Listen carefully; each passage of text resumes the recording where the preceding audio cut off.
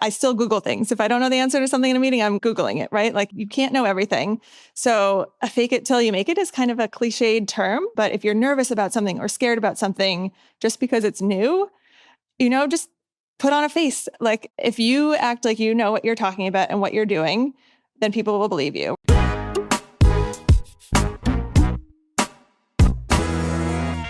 This is Inspiring Women, and I'm Laurie McGraw, and today we are at the inaugural Transparent Voyages Conference, and I am speaking with Colleen Bowman, and she is the Vice President of Human Resources at IAC.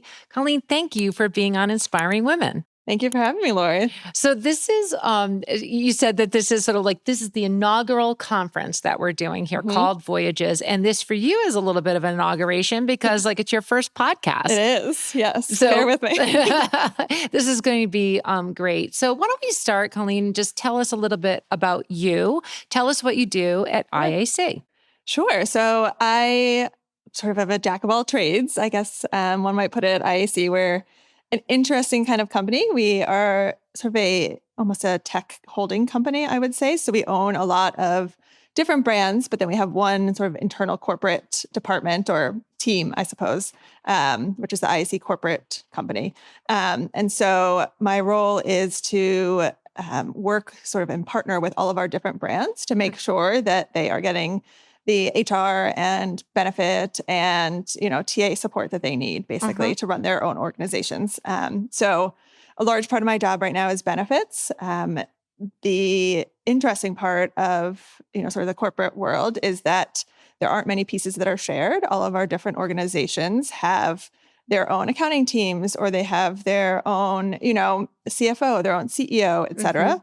And one of the only shared items across all the companies is the benefits. So healthcare, 401k, sort of all of those ancillary benefits. So you're sort of like bringing it all together in an organization that is otherwise not sort of like, working in more siloed departments? Correct. Yes. And so every, company has their own needs. They have a very different type of population from, Angie, from Angie's List is one group. So we have, the folks that are out there actually doing sales that are doing some of this work, the handy work. And then we have, a Meredith, which is a publication company. And so they own People Magazine and Food and Wine and all of that. And so all of the, populations are brands we all know. Incredibly different. Yes. That's the funny thing about IAC is that many people don't know IAC, but they know all of the brands that we've owned or that, that we currently own. Yes. Yeah. And Colleen, how long have you been there? Only about 7 months now. Oh, okay. So this is fairly new because your background, I mean, you've come from big brands before, Revlon and others. So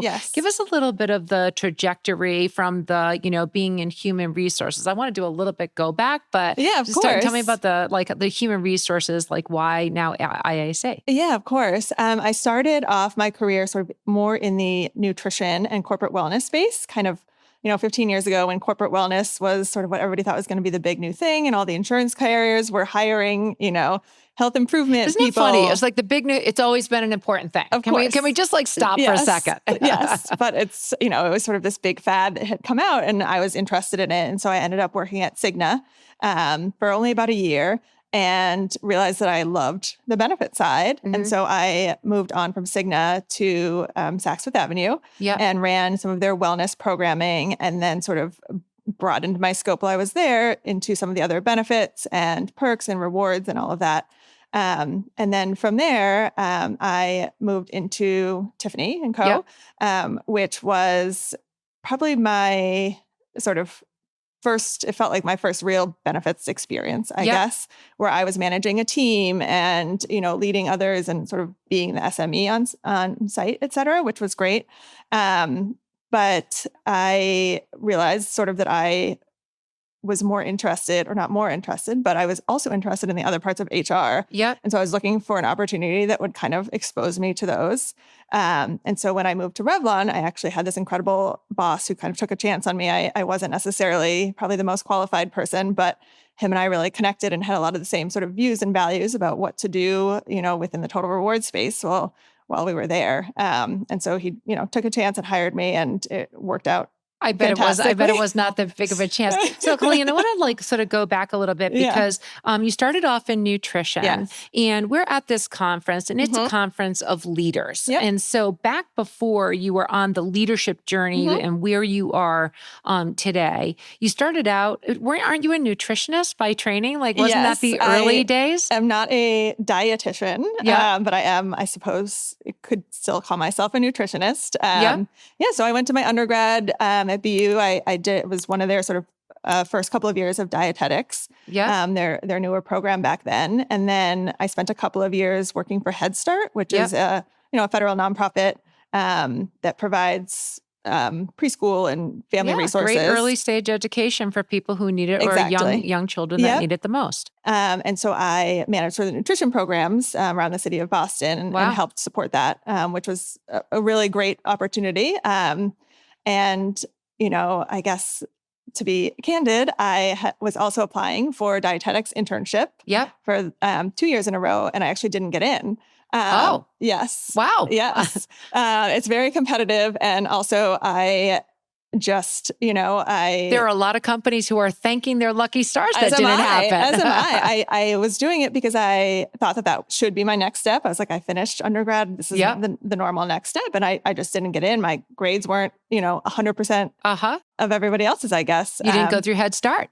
Yeah, exactly right. Exactly right. I had a little too much fun in college, but it was, and that's probably actually the truth is that I did fine, but I had such a great social experience and it really helped me build sort of my networking and my just how I approached people that I think that was probably my biggest learning out of, college, honestly. Yeah. And that has certainly served me well throughout this. But I didn't get in. And so I was like, okay, I guess what's my next step? So I applied to grad school in New York. I'd always wanted to live there. And I went there and did nutrition and public health. Yeah.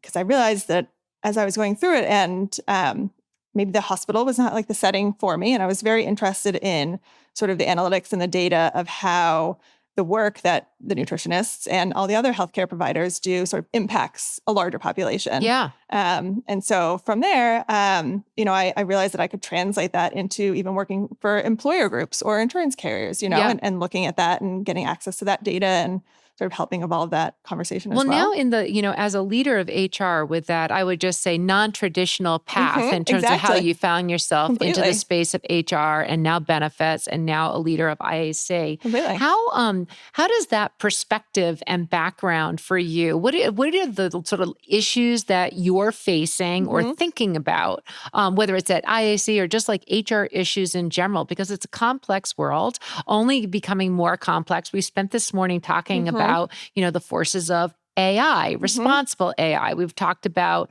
fiduciary responsibility. So in a very litigious culture that we find ourselves in the United States, we talked about trust and things like that. What are the issues that you think about as a leader?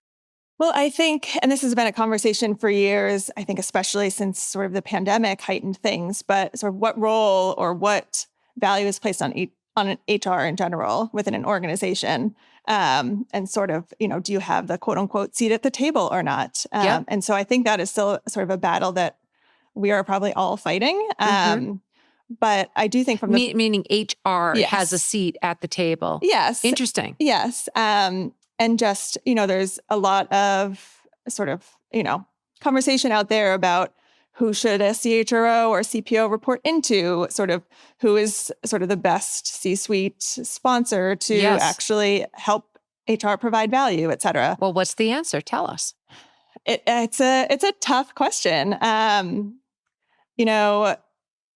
It's very interesting. And one of sort of the challenges, particularly on the benefit side, that I have been experiencing lately, and I think it's an opportunity as well, but is that as sort of these costs increase and your benefit plans become such a massive line item on your balance sheet, at IAC, we're talking hundreds of millions of dollars, right? And, there are companies much larger than that. And so it is becoming we're getting to the point where finance teams, I think, our chief accounting officer, our CFOs are being like, wait a minute, we should be a little bit more strategic about this, and we need to support our benefit teams and our HR teams. I think that comment is backed up by the trends and the stats that we're seeing. So in terms of the role of HR, many people think about it as the culture, or culture police, or Yep. issues that are certainly important, hiring and management in that capacity. But the level of cost or cost containment, the opportunity to provide health and care Yep. to people, your team members, and keeping them engaged, that issue, we're seeing costs exploding, and is the single largest, most likely out of control item on anyone's balance sheet of a large employer. And then the other aspect of what you're talking about is just the risk. So, it's one thing to be in the area of HR. It's another thing to have your general counsel or your CEO or your CFO who you're suddenly, responsible for the single largest areas of the organization. How equipped do you feel to be able to navigate these complex issues in a changing landscape? Well, I think that, almost bridging back to my social time at BU, sort of the most important part, I think, of being a leader for me right now is building those relationships and those partnerships. You have to be aware that you can't know this everything. This is just like amazing. Isn't it funny how just like things that you would think like you would started with like, oh, maybe I had too much fun. And now here it is like that. That is an absolute, power zone for you. Completely. Yeah. And it's just, you have to recognize that, I don't know everything. I can't do everything, but I can be selective and choosy about the partners that I work with and that I hire.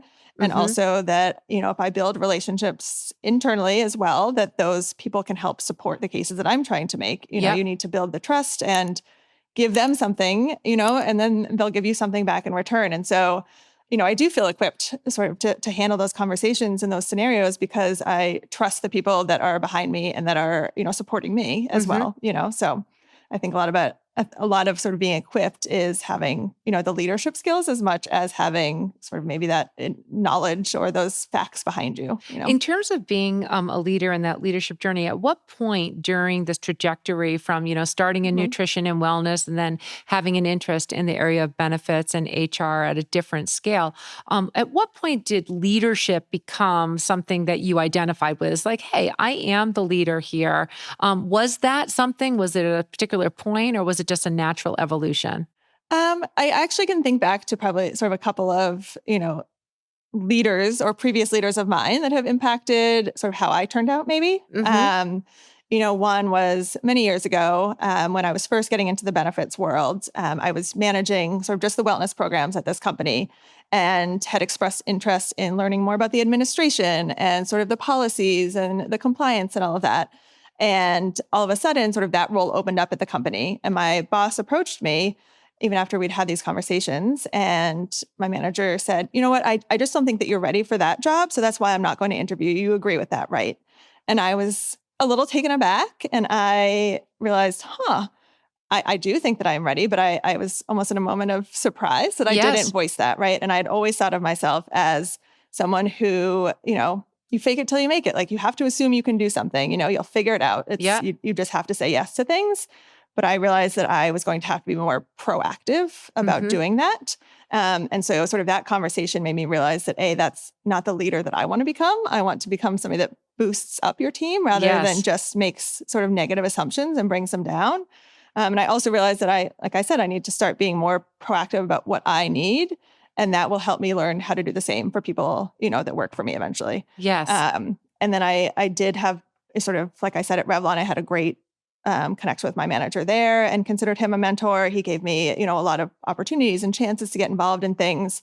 And even my most recent manager at IAC, actually, I worked with her at our previous company at Related and just found her to be such an incredible support system. I felt that I could go to her for something. I could ask for something. There were sort of no boundaries in terms of, if I had an idea or an opinion or a suggestion, she was always open to listening to it. And so I think that I've taken a lot of that sort of in as well. But yeah, when I started off, I always thought, maybe benefits will just be my thing. And then I grew to, total rewards and comp and all of that. And then came communications and TA and Yeah. all of these other pieces. Just everybody, when times are difficult or somebody leaves, an opportunity does arise. I'll take that. And you just I'll have to raise my say hand. yes. You have to raise your hand. I Yeah. think in the beginning, I did sort of rely on the opportunities coming to me, which was great. And I was so fortunate for that. But eventually you have to kind of get to that next step. You have to be the one reaching for them, right? I think that's such an interesting point because, that it's very true. In the early stages of your career, the opportunities come to you for advancement. You raise your hand, you're a person that can be counted on and to go to. But then as you progress in your leadership journey, then you actually it doesn't just come to you. You actually have to push for it. Yes. You have to, raise your hand louder in a more proactive way. I think that's a really excellent point. You also talked about, Colleen, the, people who have inspired you to be a better leader. But you are now a senior leader. So how are you inspiring others? I think that sort of the way that I explain my leadership style is, I guess, empathetic with expectations. Might be a way to put it. I like that. I generally lead with empathy. I want to understand the position that somebody is in, but I also, you can't treat your employees too preciously. You have to enable them to believe they can do something and set those expectations. And then also, sort of I guess it can be difficult to have difficult conversations, but you have to, practice and get better at sort of maintaining those expectations and making sure that people realize that, that they have so much potential and they can do all of this. But there are kind of, I guess, guidelines or rules, I guess, expectations is a great word for that. You want, it's an expectation for a team member because I know that they can do it, Yeah. So it's not like I'm setting anything unrealistic. I, again, lead with sort of the empathy piece. But you want to be able to, like you said, inspire and acknowledge to people working for you that you believe that they can do this. Yeah. And that's why you're asking them to do it. Right. Yeah. So Colleen, I wanted to actually sort of close out some of this conversation with, we're heading into, challenging waters. We, again, we've got trust issues and we know that actually trust is increasing with employers if you lead with transparency and everything else. And that comes from, what you are doing specifically. We also know that we're heading into divisive times and what's happening with workforces in general, and you have multiple different ones that you're dealing with. So as you look ahead, maybe the next 1 year, 2 years, is there any predictable things that you are like, I am really going to solve for this one, or I'm really going to begin to, manage an area differently than you previously have? What are your thoughts there? Yeah, I think all of those are incredibly sort of valid observations and things that we're in the midst of right now and probably will be for years. But I do think that, as you said, sort of the trust that is being placed in employers, especially as we just listened to, sort of women in general are making healthcare decisions and they're trusting their employer more for that information. I think it's a huge opportunity, but also we have to be very careful with, what we're saying and how we're presenting information. But sort of also going back to kind of the cost piece and sort of the line item, one of the sort of best kind of, I guess, lines that I heard about benefits a year or two ago was that, it's such a large cost item. You could run a business with this amount of money. And so why are you not treating it like one? Why do you not have P&L? Why do you not have a communications department? Why are you not basically advertising and acting like this is its own business? Because it could be, with the money that you're spending on it. And so I think just a huge part that is very hard to navigate is the employee education and communication, because everyone ingests information differently. Everyone, they might have children that are on TikTok and they're getting information. They may have, parents that are listening to a news program that's, or a podcast. Yes. And so I really just think that the biggest focus, I think, that I would like to sort of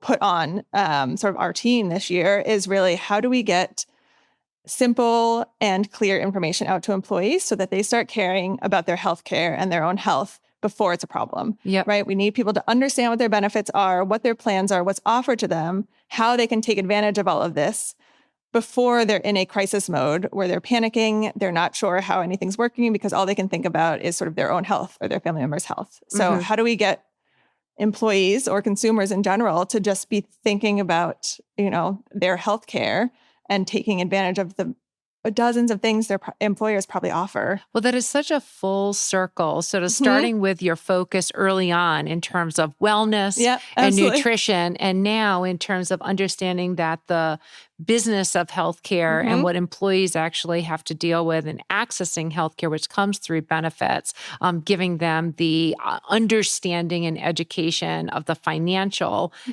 aspect of it is just incredible. Last question, I Sure. promise, Colleen. This is Inspiring Women. I'm always interested in helping the next generation of women leaders come forward. What's your advice to them? Man, I think, just assuming that you can do something is, such a huge, I'm struggling with the word, I guess, but it is just like feeling confident that you can do something, even if you've never done it before.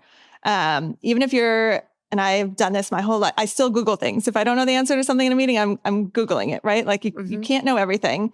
So a fake it till you make it is kind of a cliched term. But if you're nervous about something or scared about something, just because it's new, just put on a face. Like if you act like you know what you're talking about and what you're doing, then people will believe you, right? You're the subject matter expert. You're the leader in the room or becoming a leader. And just sort of presenting yourself in a way that is confident, even if you don't necessarily feel it behind, can make such a big difference. And I do think that practicing that makes you start to actually feel that way. I think one of the best compliments that I've ever gotten from a friend is she was sort of in a difficult, I guess, toxic work situation, thinking about whether to leave. She didn't have a job lined up. And sort of we were talking through it. And she said, I think sort of one of the best qualities of you is that the confidence that you sort of seem to feel in yourself about being able to get through any situation inspired me to have the same confidence so that I felt like I could leave and still be okay. Yep. And I think sort of it takes, I guess maybe the real nugget here is that I think building that confidence takes practice. And sometimes you do have to fake it until it becomes sort of a normal and or comfortable feeling. Well, look out because here it is on display. And this has been an excellent Inspiring Women conversation. I've been speaking with Colleen Bowman. And Colleen, thank you so much. Thank you so much for having me. It's been a pleasure.